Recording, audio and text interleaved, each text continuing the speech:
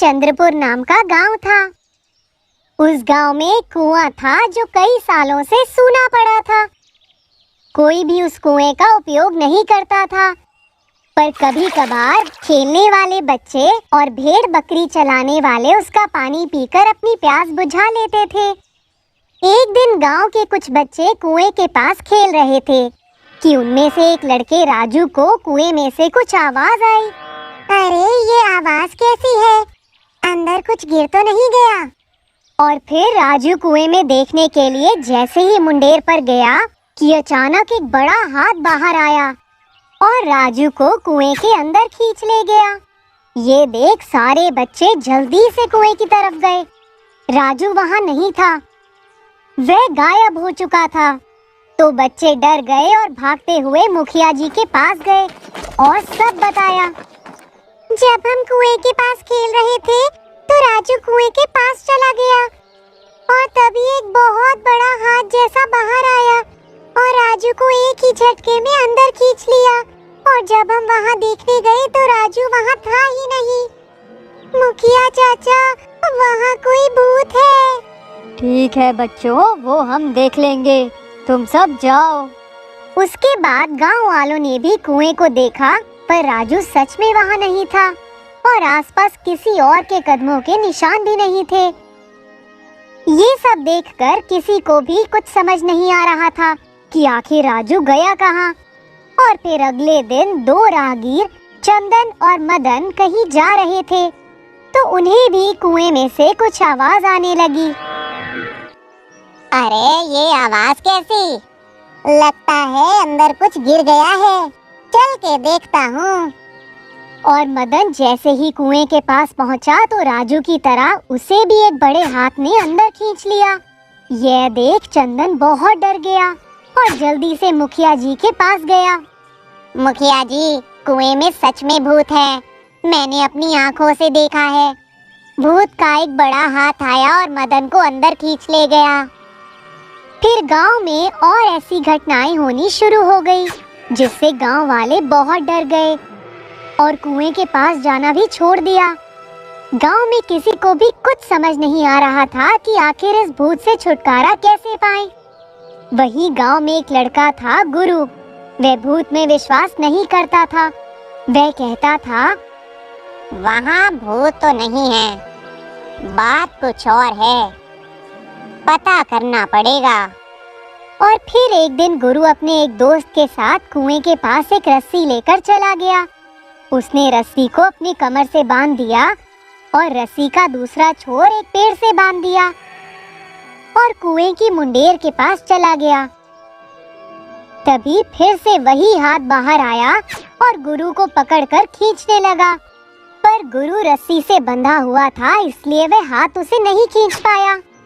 अरे वाह, तू तो बच गया। मैं तो पहले ही कह रहा था कि भूत नहीं है। अगर भूत होता तो रस्सी बंधे होने पर भी मुझे खींच लेता, पर ये ऐसा नहीं कर पाया। मतलब माजरा कुछ और है। और ये कहते हुए गुरु अपने दोस्त के साथ कुएं में कूद जाता है। गुरु, ये देख वही हाथ जो तुझे खींच रहा था। तभी गुरु को एक दरवाजा दिखता है। अरे ये दरवाजा कैसा है? भला कुएं में दरवाजे का क्या काम? गुरु धीरे से दरवाजे को खोल देता है तो उसे बड़ी सुरंग दिखती है। अरे ये क्या? यहाँ तो सुरंग है।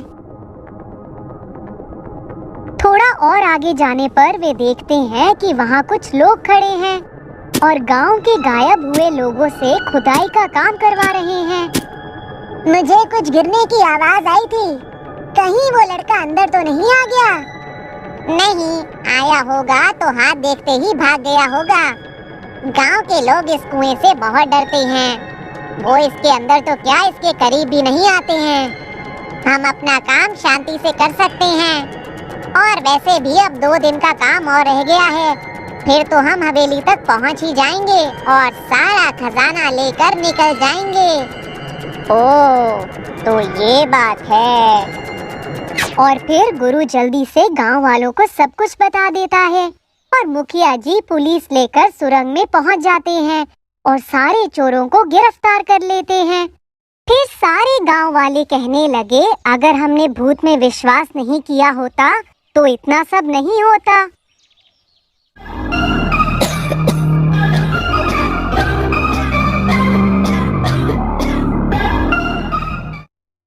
एक दिन डिटेक्टिव अजय और असिस्टेंट मीरा मार्केट से लौट रहे थे कि तभी मीरा लोगों को खांसते देख कहती है कि ये अचानक लोगों को क्या हो गया, खांस क्यों रहे हैं?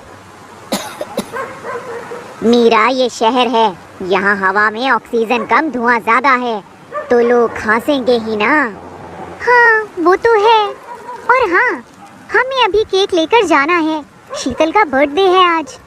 ओह हाँ, मैं तो भूल ही गया था, लेकिन मुझे अभी देर हो रही है, इसलिए तुम केक ले आओ, मैं ऑफिस जाता हूँ। अजय अपने ऑफिस पहुंचकर टीवी ऑन करता है। शहर में लोग अचानक ही बीमार होते जा रहे हैं। डॉक्टर समझ नहीं पा रहे हैं कि बीमारी की वजह क्या है और क्या इलाज किया जा सकता है। अगर कुछ घंटे ऐसे ही चलता रहा तो शहर में अलर्ट जारी किया जा सकता है। तभी अजय को सीएम ऑफिस से कॉल आता है। डिटेक्टिव अजय, शहर में लोग बीमार होते जा रहे हैं क्योंकि शहर पर बायोकेमिकल अटैक हुआ है। हमें 2 दिन पहले हमले की धमकी मिली थी। इस अटैक की वजह से ज्यादातर बड़े वयस्क लोग ही बीमार हो रहे हैं, बहुत कम बच्चे ही इसके शिकार हुए हैं। अगर जल्दी से कोई एक्शन नहीं लिया गया तो बहुत बड़ी गड़बड़ हो सकती है। इसलिए अजय, तुम जल्दी पता करो अजय कि ये बायो अटैक कैसे हुआ है और लोगों के बीमार होने की वजह क्या है, ताकि इसका इलाज ढूंढा जा सके। और फिर फोन कट हो जाता है। तभी मीरा भी केक लेकर आ जाती है। फिर सब लोग मिलकर जूनियर असिस्टेंट शीतल का बर्थडे सेलिब्रेट करते हैं। सेलिब्रेट करने के बाद वे इन्वेस्टिगेशन के लिए जाने ही वाले होते हैं, पर अचानक ही मीरा और शीतल की भी तबीयत खराब होने लगती है। तुम दोनों ने अभी अभी ऐसा क्या किया है जिससे इन्फेक्शन तुम तक पहुंच सकता है? हम दोनों ने अभी केक खाया है और ऑफिस आते वक्त मैंने कॉफी पी थी। केक कॉमन है, तुम दोनों ने खाया था, मतलब जरूर उस बेकरी में ही कुछ गड़बड़ है। और फिर अजय और मीरा बेकरी शॉप जाते हैं और सब कुछ चेक करते हैं।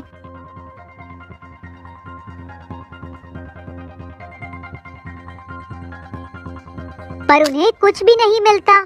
इस बात से अजय बहुत परेशान हो जाता है और सोचने लगता है, अगर ये केस जल्दी सॉल्व नहीं हुआ तो इन्फेक्शन पूरे शहर में फैल जाएगा।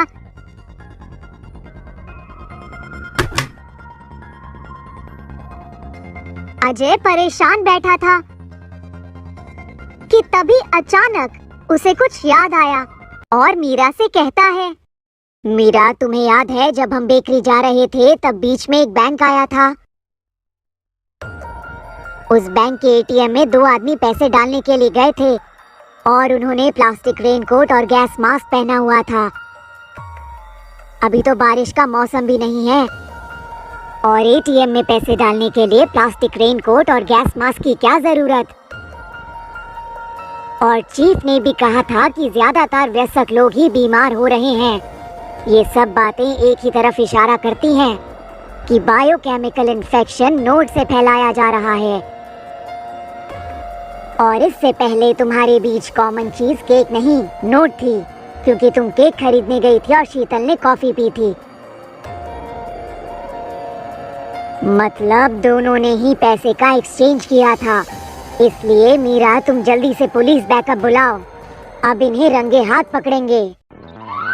कुछ देर में ही पुलिस आती है और बैंक के लोगों को पकड़ लेती है जो इस बायोकेमिकल अटैक में शामिल थे, और उनसे पूछताछ कर जल्द ही इस अटैक के मास्टरमाइंड को भी पकड़ लिया।